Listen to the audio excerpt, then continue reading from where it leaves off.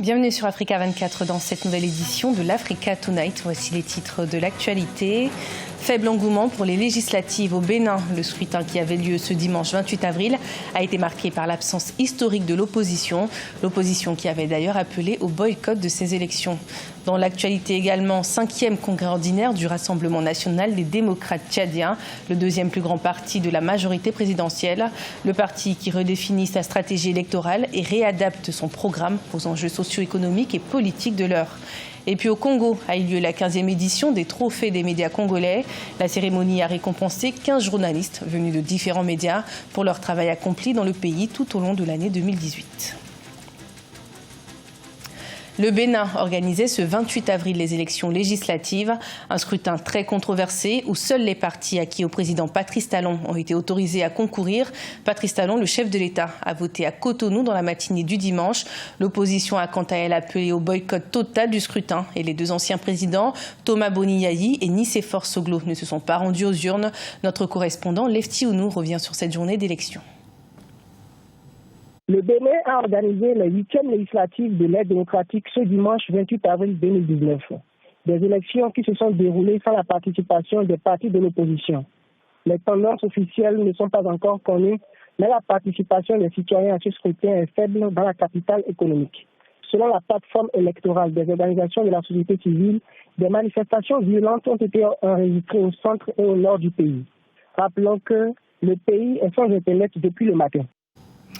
Le Rassemblement national des démocrates tchadiens, le deuxième plus grand parti de la majorité présidentielle, dirigé par l'ancien Premier ministre Pahimi Padaké Albert, a tenu son 5e congrès ordinaire dans la capitale N'Djamena.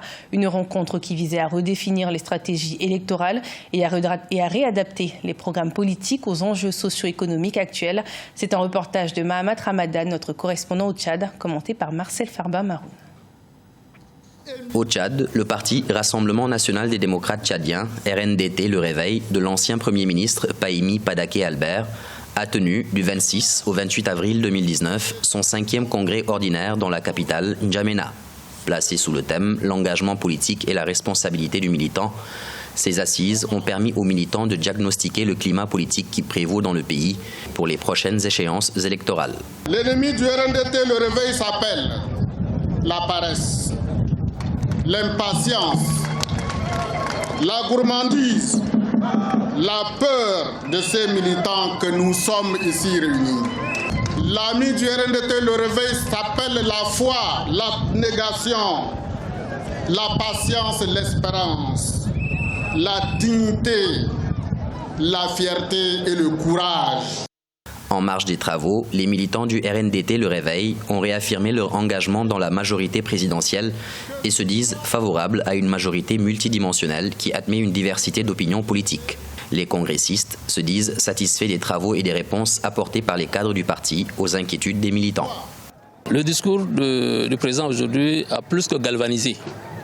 Les militants en sont sortis satisfaits de leur attente, de leur soif et des questions qui se posent tous les jours. Lors des assises, les militants du parti RNDT Le Réveil ont émis des réserves quant à l'apport des réformes institutionnelles de la 4e République pour la stabilité politique et le développement socio-économique du pays et ont appelé au renouvellement du cadre législatif dont le mandat est arrivé à terme depuis plusieurs années. Le Soudan pourrait bientôt rejoindre la Cour pénale internationale. C'est en tout cas le souhait émis par le chef du principal parti d'opposition, Sadek Al-Mahdi, suite à l'émission par la CPI de mandat d'arrêt pour crimes de guerre et génocide contre le président déchu, Omar El-Béchir. Pour que ce mandat soit lancé, le Soudan doit désormais ratifier le traité fondateur, le statut de Rome. Des détails dans ce sujet de la rédaction. Le Soudan doit rejoindre la CPI, c'est ce qu'a affirmé Sadek Al-Mahdi, le chef du principal parti d'opposition. La Cour pénale internationale a en effet émis des mandats d'arrêt pour génocide contre l'ancien président Omar El-Béchir. Mais pour ce faire, le pays doit d'abord ratifier le statut de Rome en devenant ainsi un État partie. Il n'y a plus d'objection à répondre à notre demande de rejoindre la CPI et nous devrions le faire immédiatement. La destitution et l'arrestation le 11 avril par l'armée du général Béchir, sous la pression de la rue, n'était pas un coup d'État, mais une situation dans laquelle les forces armées ont pris le parti des revendications populaires. Un peuple qui réclame désormais qu'Omar el-Béchir et les principaux responsables de son régime soient jugés. L'ex-président est suspecté d'avoir mis en place une politique d'État ciblant des civils des ethnies Four, Massali et Zagawa au Darfour, des accusations qu'il a toujours réfutées. Tout dépend de la volonté des nouveaux dirigeants de le transférer à la CPI ou pas. Parce que comme vous le savez, la CPI ne dispose pas d'un service spécialisé pour l'extradition des personnes qu'elle veut soumettre à jugement. Donc elle est obligée de composer avec les autorités sur place qui peuvent ou non coopérer. Renversé par l'armée le 11 avril, après 30 ans de règne, Omar el-Béchir a été transféré dans une prison de Khartoum. Depuis sa mise à l'écart, le Soudan est gouverné par un conseil militaire de transition.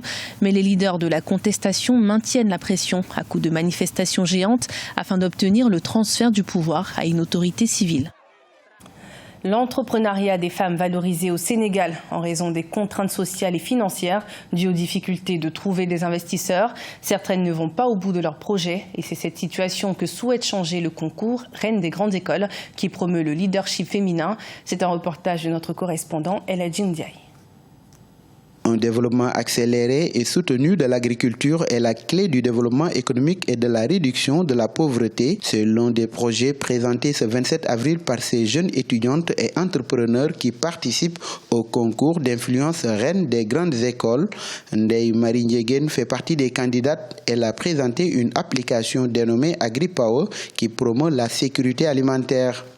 Son utilité, c'est de permettre le retour vers la terre, de permettre aux jeunes de s'engager dans l'agriculture, parce qu'on sait qu'en Afrique, l'agriculture est un levier de développement pour les différents pays, et cela permet de pallier au chômage des jeunes d'abord, de les ramener dans l'implication vers l'entrepreneuriat agricole, en leur donnant les outils nécessaires aussi. Parce qu'il ne suffit pas de leur dire « faites de l'agriculture », mais il faut mettre les moyens nécessaires et surtout les informations nécessaires pour leur permettre de se lancer.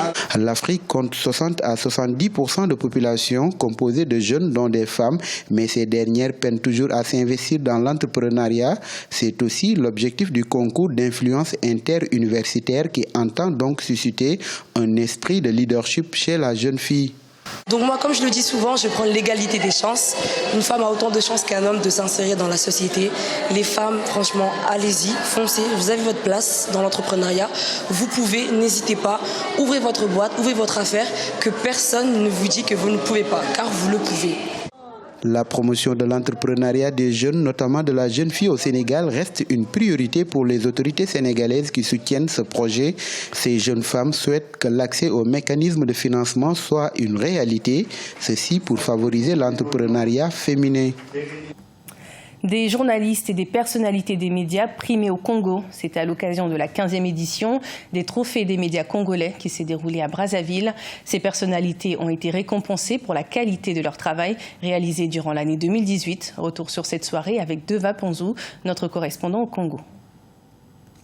15 journalistes qui se sont distingués durant l'année 2018 ont été récompensés à l'occasion de la soirée des trophées des médias congolais qui s'est tenue ce vendredi 26 avril 2019 à Brazzaville. Parmi les lauréats, Messila Nzoussi, meilleure présentatrice du journal parlé en français à la télévision nationale congolaise, et Mexan Foucault de Vox TV avec la meilleure émission grand public, Le Grand Débat. On a eu un trophée, mais derrière cela, il y a beaucoup de travail à faire. C'est tout un travail de rédaction, tout un travail d'organisation, c'est plein de choses, c'est l'aboutissement des efforts, de gros efforts. Plus que heureuse, parce que je me dis au moins que quelque part, le travail que nous faisons, il est suivi de près, il est accepté, je peux dire à sa juste valeur. En presse écrite, le trophée du meilleur journal est revenu au quotidien Les Dépêches de Brazzaville, la meilleure chronique à Jean Bédel du Patriote, le meilleur éditorial à Albert Mianzoukuta du journal La Semaine africaine. La meilleure émission grand public en 2018 a été Samedi Brazza de la Radio Congo, tout comme la meilleure présentatrice du journal Lanki Touba, La Fleur Tondo. Reconnaître le mérite, c'est aussi un mérite. C'est fait pour que nous puissions dénicher les talents, aller à l'intérieur du pays, voir ce qui se passe. Vous avez vu que nous sommes allés à Pointe-Noire, faire des recherches. On a trouvé qu'il y avait quelque chose qui se faisait là-bas. Les trophées des médias congolais ont été initiés par le journaliste Adrien Wahi depuis 1995 sous l'appellation Oscar de la presse congolaise. Il est aussi président du réseau panafricain des journalistes grâce auquel il envisage l'organisation du trophée des médias africains afin de récompenser les meilleurs présentateurs des journaux dans les chaînes publiques d'Afrique francophone. Faya Ada, c'est le nom du tissu traditionnel de l'ethnie Oromo en Éthiopie. Un tissu qui revient au goût du jour grâce à des stylistes qui l'utilisent pour créer des tenues modernes. L'objectif est bien sûr de faire découvrir cet héritage culturel à la nouvelle génération éthiopienne, mais aussi à l'international. Découverte avec Aïssatou Bari. Mettre en valeur leur héritage et leur savoir-faire traditionnel, tel est l'objectif affiché des créateurs éthiopiens. Le tissu Faya Ada, qui signifie vêtements traditionnels à langue oromo, est totalement conçu à la main. Ces tissus, principalement en coton, sont tout à fait typiques de l'Éthiopie. Longtemps réservés aux grandes occasions comme les mariages, les stylistes veulent faire du pagne traditionnel des tenues de tous les jours. Nous sommes un grand pays et nous avons une vaste tradition restée intacte. Nous pouvons en faire davantage si les investisseurs s'impliquent et nous octroient des financements. Nous sommes d'avis que notre culture n'a pas été touchée et que les opportunités demeurent immenses. Afin d'encourager les jeunes Éthiopiens à adopter différents styles et designs, les créateurs ont récemment organisé un défilé de mode dans la capitale Addis Abeba, mettant en vedette des créations contemporaines en Faya Ada. Des robes de ville ou des ensembles plus décontractés, tout y est pour valoriser ce tissu. À l'avenir, j'aimerais les fabriquer et je voudrais produire ici tous les vêtements et tous les intrants. Nous obtenons des matériaux en provenance de la Chine. Je veux les remplacer par ceux du pays. Cela contribuera à créer de l'emploi. À Addis Abeba, la demande est de plus en plus croissante. Les Éthiopiens, hommes comme femmes, fiers de leur tradition, veulent s'habiller Habesha à condition que le style soit modernisé. C'est ce pari que les designers veulent relever. Mais la compétition est rude face aux grandes marques, à l'instar du géant suédois H&M, installé dans ce pays d'Afrique de l'Est, profitant ainsi du bas coût de la main-d'œuvre locale. Ce journal a été préparé par l'ensemble de la rédaction. Merci de votre fidélité. Retrouvez dans un instant une nouvelle édition de l'information sur Africa 24.